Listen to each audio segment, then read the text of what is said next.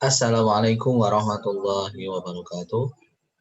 Kami dari kelompok 7 untuk mata kuliah Kepemimpinan dan Perilaku Organisasi Pendidikan akan menyampaikan materi tentang kekuasaan dan perilaku politik di sekolah. Kelompok 7 beranggotakan saya sendiri, Ahyad Hidayat, kemudian Darmiastuti, dan Toto Budianto. Untuk yang pertama kalinya akan disampaikan oleh Ibu Darmiastuti. Silakan. Yang pertama tentang kekuasaan. Di sini ada 3 pendapat. Yang pertama, menurut Miriam Budiarjo, kekuasaan adalah kewenangan yang didapatkan oleh seseorang atau kelompok guna menjalankan kewenangan tersebut sesuai dengan kewenangan yang diberikan. Kewenangan tidak boleh dijalankan melebihi kewenangan yang diperoleh atau kemampuan seseorang atau kelompok untuk mempengaruhi tingkah laku orang atau kelompok lain sesuai dengan kewenangan yang diberikan. Kewenangan tidak boleh dijalankan melebihi kewenangan yang diperoleh atau kemampuan seseorang atau kelompok untuk mempengaruhi tingkah laku orang atau kelompok lain sesuai dengan keinginan dari pelaku. Kalau menurut Ramli Surbakti, kekuasaan merupakan kemampuan mempengaruhi pihak lain untuk berpikir dan berperilaku sesuai dengan kehendak yang mempengaruhi. Terakhir, menurut Robbins dan Judge, mengungkapkan kekuasaan adalah kemampuan seseorang untuk mempengaruhi perilaku orang lain, sehingga orang lain tersebut akan berperilaku sesuai dengan apa yang diharapkan oleh orang yang memiliki kekuasaan. Pengertian kekuasaan secara umum yaitu kemampuan pelaku untuk mempengaruhi tingkah laku pelaku lain sedemikian rupa sehingga tingkah laku pelaku terakhir menjadi sesuai dengan keinginan dari pelaku yang mempunyai kekuasaan.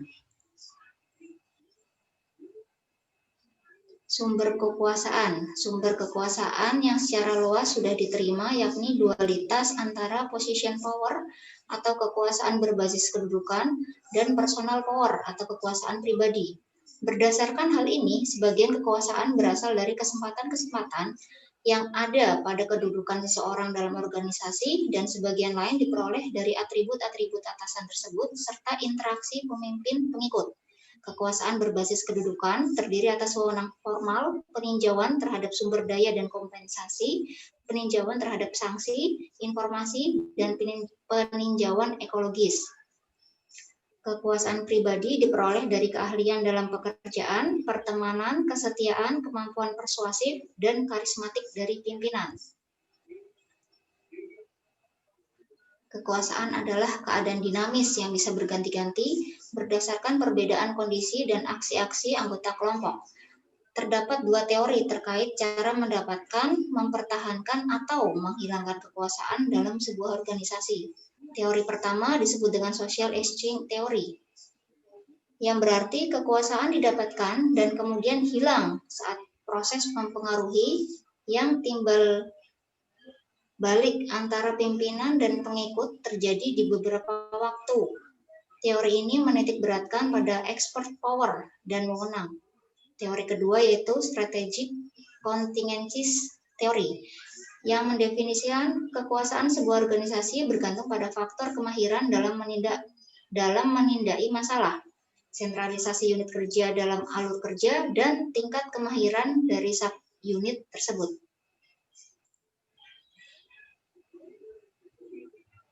Selanjutnya akan dilanjutkan oleh Pak Ahyad Hidayat.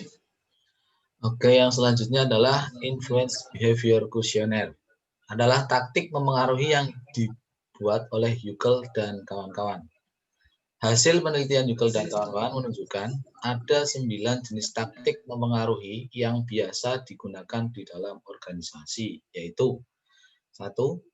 Persuasi rasional atau rational persuasion, yaitu alasan yang logis dan bukti-bukti nyata.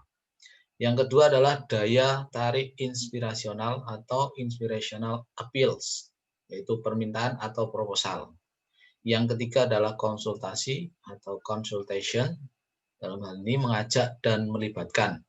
Kemudian yang keempat adalah mengungkapkan kata-kata manis atau ingratiation, yaitu kata-kata membahagiakan, pujian, atau sikap bersahabat. Yang kelima adalah daya tarik pribadi atau personal appeals, teman, atau dianggap loyal. Yang keenam adalah pertukaran atau exchange, yaitu memberikan sesuatu keuntungan tertentu. Yang ketujuh adalah koalisi atau coalitions, yaitu meminta bantuan dan dukungan dari orang lain untuk membujuk target.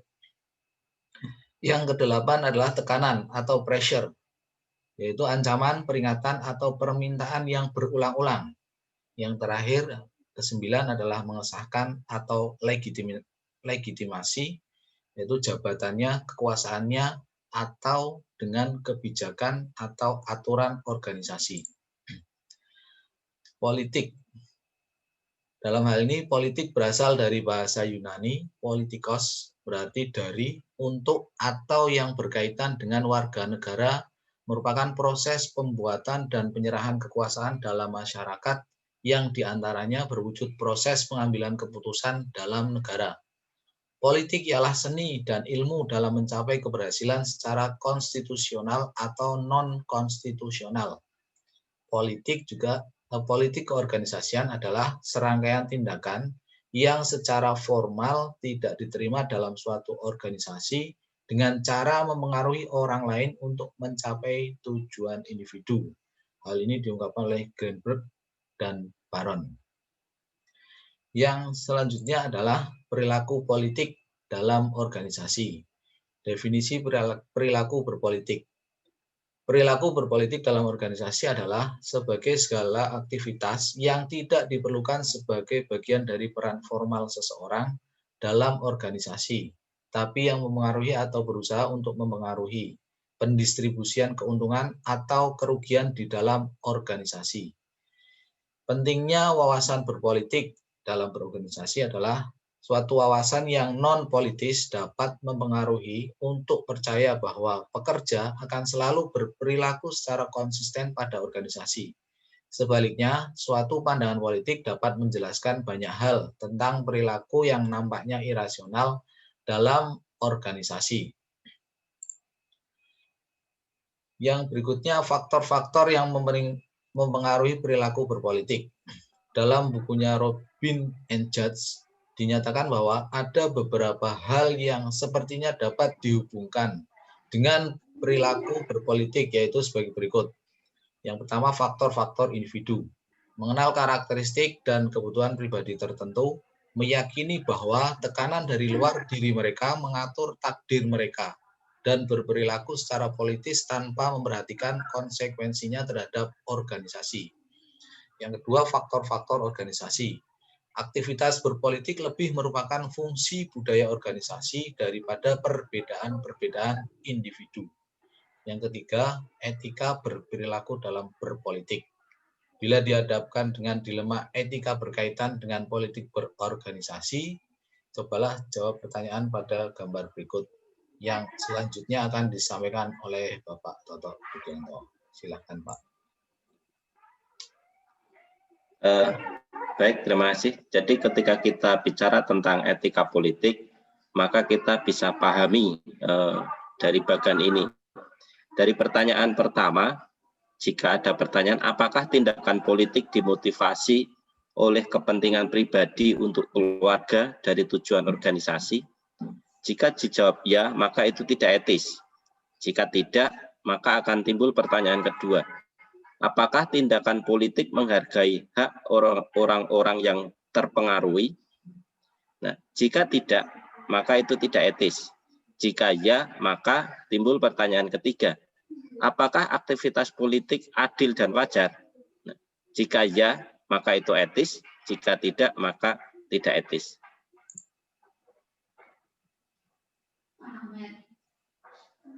Nah, bagaimana politik dalam organisasi? Karena yang kita bahas di sini adalah politik di sekolah, maka organisasi di sini kita anggap sebagai sekolah.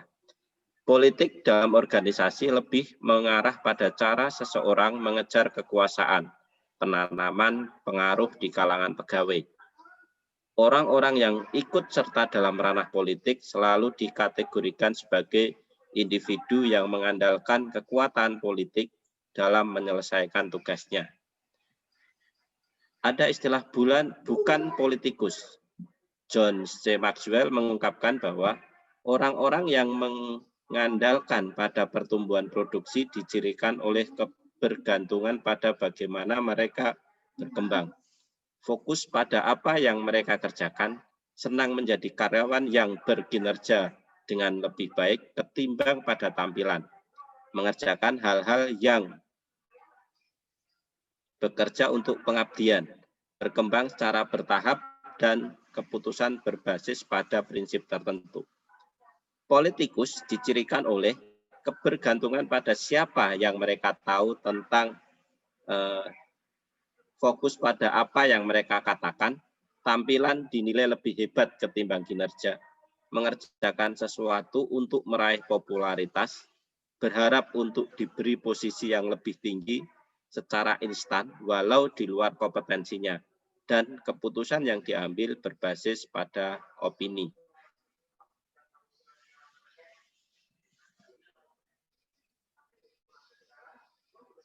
Nah, ada beberapa taktik memainkan politik dalam organisasi kepemimpinan atau bisa diterapkan di sekolah. Nah, taktik ini bisa positif, bisa juga negatif. Yang penting itu tujuan dari politik itu tercapai. Beberapa cara yang bisa dilakukan untuk meraih kekuasaan dalam mencapai tujuan antara lain. Yang pertama adalah meningkatkan ketidakmampuan mengganti. Nah, nanti kita bisa diskusikan. Jadi di sini bagaimana meningkatkan kemampuan kita di suatu unit sehingga tidak ada orang lain yang bisa menggantikannya. Kemudian dekat dengan manajer yang berkuasa. Jadi untuk taktik berpolitiknya adalah mendekati manajernya. Membangun koalisi, yaitu membangun koalisi dengan unit-unit yang lain.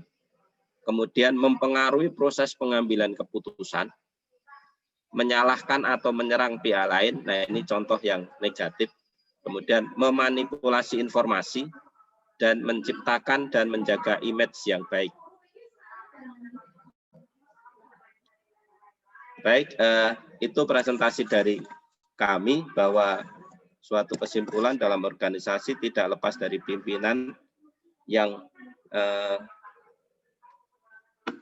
mempunyai hal-hal yang istimewa dibandingkan anggota-anggota organisasi yang lain. Baik, terima kasih. Assalamualaikum warahmatullahi wabarakatuh. Waalaikumsalam warahmatullahi wabarakatuh. Silakan bagi kelompok lain yang ingin menanggapi, kita bisa lanjutkan di Google Classroom. Sekian dari kami kelompok 7. Terima kasih dan mohon maaf apabila ada banyak kesalahan. Assalamualaikum warahmatullahi wabarakatuh. Waalaikumsalam warahmatullahi wabarakatuh.